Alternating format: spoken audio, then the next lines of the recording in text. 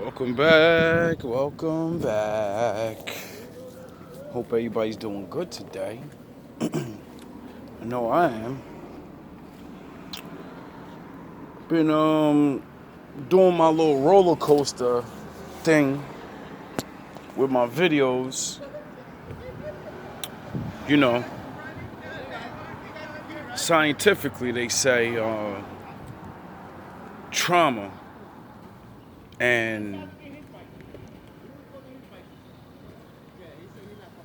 the abusers and the tricks. They say they do these things like a roller coaster of emotions. Meaning they treat the women really good, get them all wooed up, and then do what they really want to do. And then they don't know what's going on, like, wait up. And then they treat them really good again, and they treat them like shit again.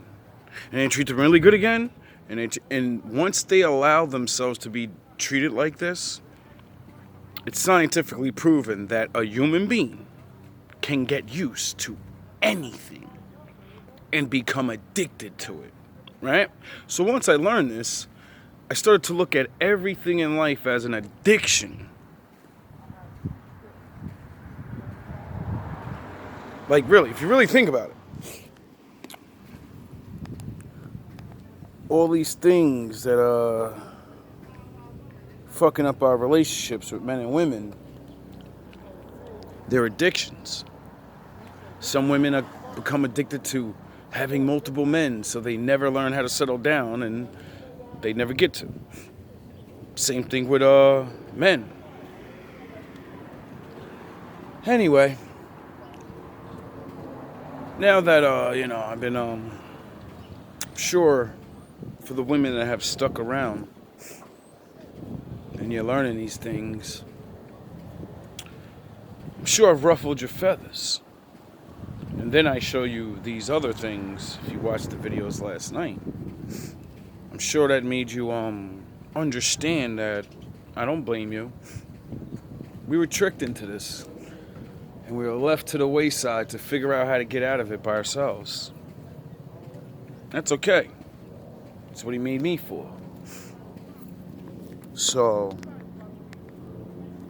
without further ado, I would like to present Alex.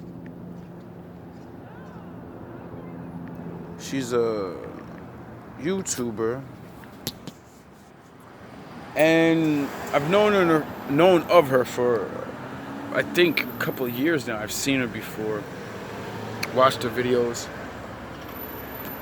But back when I found her, then I wasn't on the women thing. I was escaping women, so I wasn't trying to hear none of that.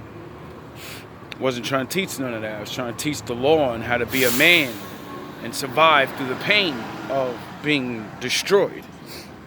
So, I would like to show her, like I showed China White, because China's raw. China's like, more ghetto, hood. She talks on the level of all the people that I talk to will understand. But I'm sure there are plenty other people watching now that they're not ghetto. And they don't think they got ghetto problems. But everyone has relationship problems no matter what level we're on.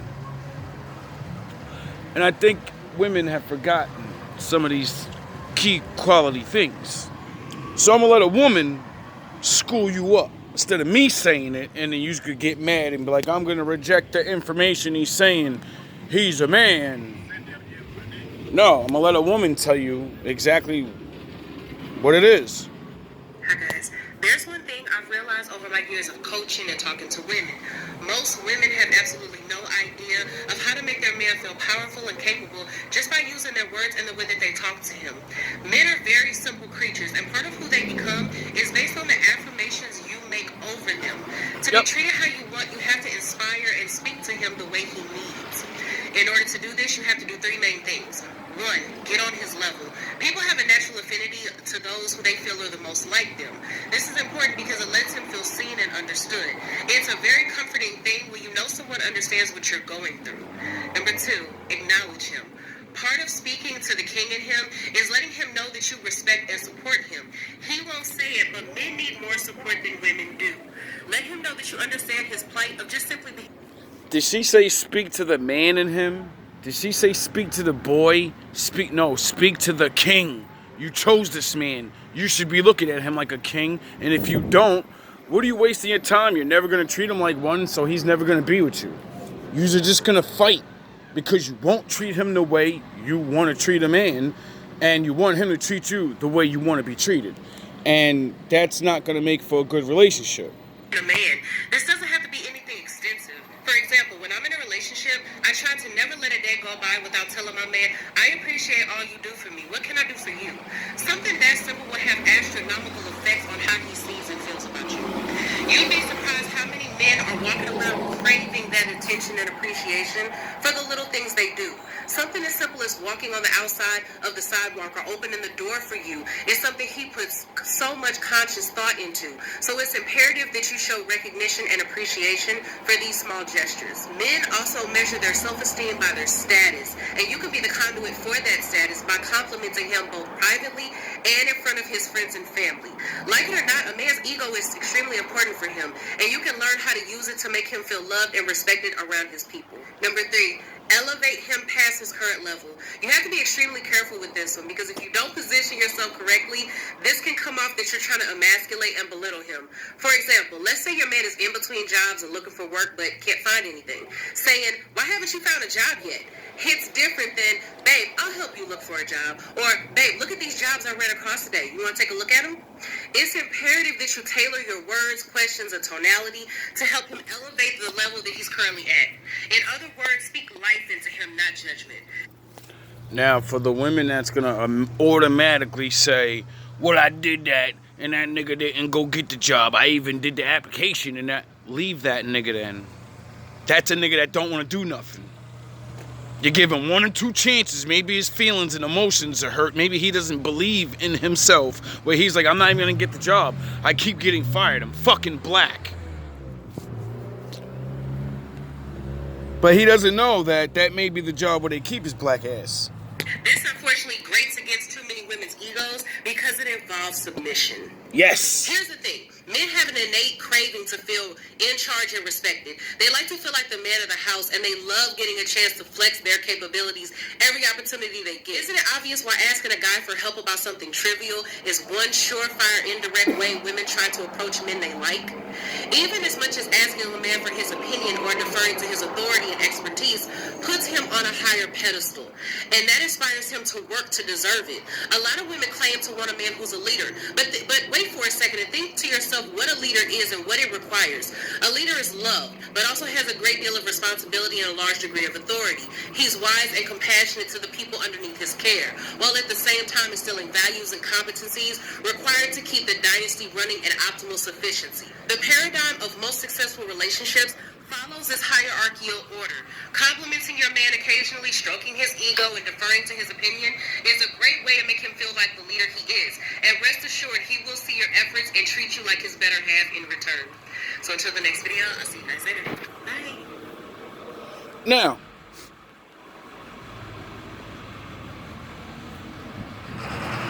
what she said, out of all of that, right? My father wrote that down in a book 2,000 years ago. It's called Treat Others As You Want to Be Treated. You see how fucking far we have fallen? We gotta make up a whole video. We have to fucking describe all these things to say, treat people how you want to be treated. Why? Why has it come to that? Oh, because most people lie and are liars. Most women are harlots. Most men are not men. They're charlatans. They're hiders. And they want to be good, but they can't. It's too much work. You have to actually restrain yourself. Like everyone else in the world. There's no excuses. There's no, I had a bad upbringing and so what?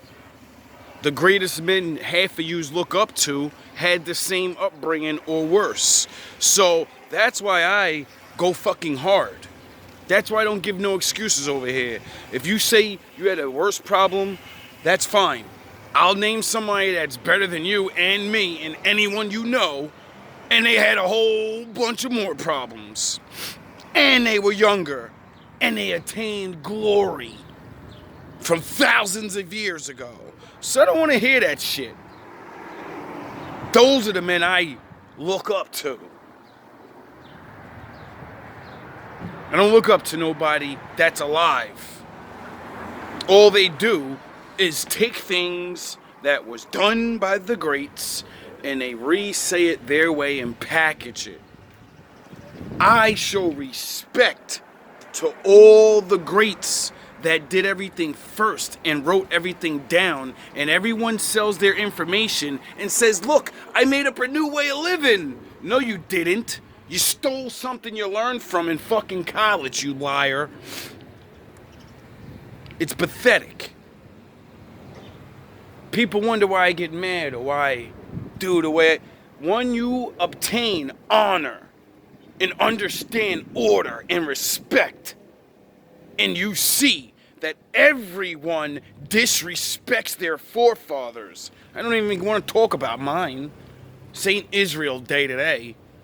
Today is you have respect for your forefathers and what they stood for.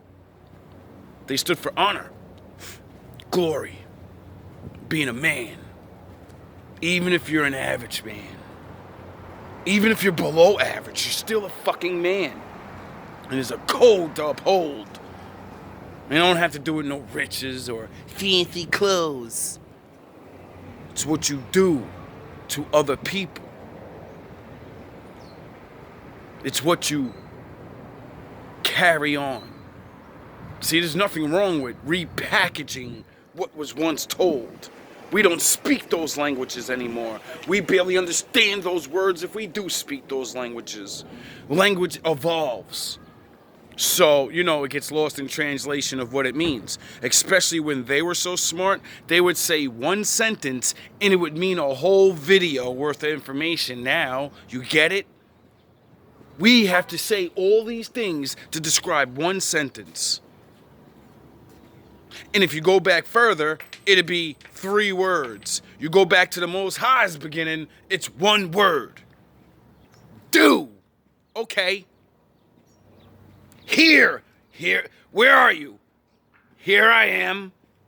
There was none of this, there was no need to think. Now we live in a world that changed. My father allowed us to change and be free and go outside his ways and see where we ended up. We're here.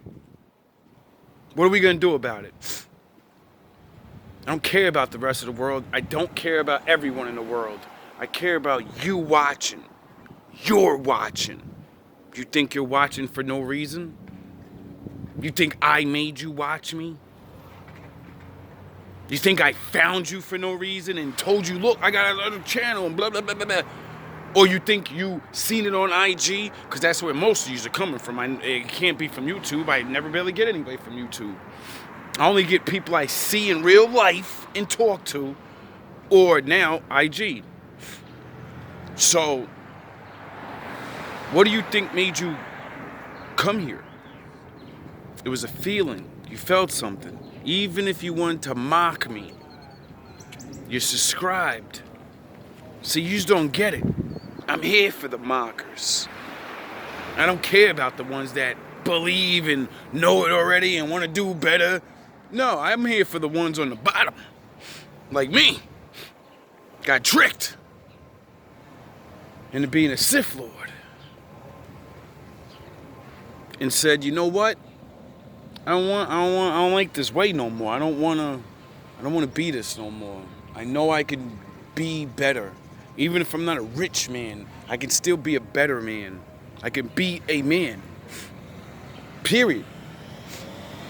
And that's who I'm here for. That's why I don't That's why I go hard. That's why I talk the way I talk in certain videos. Because certain men that are from that street era, they're gonna watch that shit and they're gonna be, oh, this nigga, I feel this nigga, he know what the fuck he talking about. This nigga, yeah, that nigga, I mean, he on that little pretty boy shit, I ain't feeling that. And then he talk about the Lord and all this. And then they watch another video where I'm not like that. And they're like, oh, this nigga corny as hell. He over here damn near, fuck, nigga talking about poetry and shit. This nigga over here playing Mozart beats and talking about the cosmos and shit. They're like, I don't want to hear that shit. But when they hear the other shit, they're like, oh, this is get them thinking. And then they might hear that other stuff and be like, wait up, that's the same nigga? I thought this nigga, I seen him because of the bars. I seen him on IG barring and shit. And now I come on here, this nigga talking about the Lord and raise yourself up, be a man. You ain't really a man if you ain't a good man. Trying to hold yourself down. Not, oh, I have everything together. No, I'm trying to get this shit together. You're a man. When you try, it's not what you have. It's what you're doing. That's who you are. All love, all praise to the Most High, my Father.